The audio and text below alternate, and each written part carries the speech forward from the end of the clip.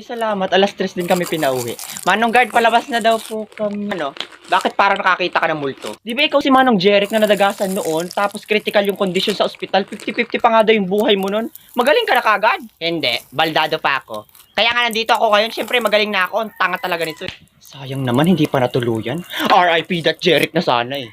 May sinasabi ka? Ha, sabi ko po ikinalulungkot ko pong gumaling kayo. Ay, ikinagagalak pala. Hoy, bata ka, akala mo nalimutan ko na yung ginawa mo sa akin nung nakaraan. Buwisit ka. So, alas 3 na naman pala ang uwian ninyo, ha? Pwes, mag-antay kayo hanggang alas 6 ng gabi. Hindi ko kayo palalabasin. Ah, talaga ba, Manong Guard? Pakyo ka. Tamo, hindi mo talaga kayang pigilin yung bunganga mo. Napakawala mong modo. Pipigilan ko yung bunganga ko, pero sa isang kondisyon. Pigilan mo muna yung putok mo. Naabot na dito, nangangamoy paksiw na. Eh, bakit kaya hindi ka mag-adjust? Huwag ka na kayang huminga para mawalan ka na ng buhay. Total, palamunin ka na nga, daldal mo pa. So ano gagawin ko? Hindi ako magsasalita buong araw. Hindi maparis yung laway ko nung napakabobo mo. Okay na yun. Mukha ka rin namang panis na lukad. Ako nabibigo na ako sa'yo, Manong Guard. Porque kamukha mo si Winnie the Punyawa. Magtiis kayo dyan. Walang makakalabas hanggat hindi 6 PM.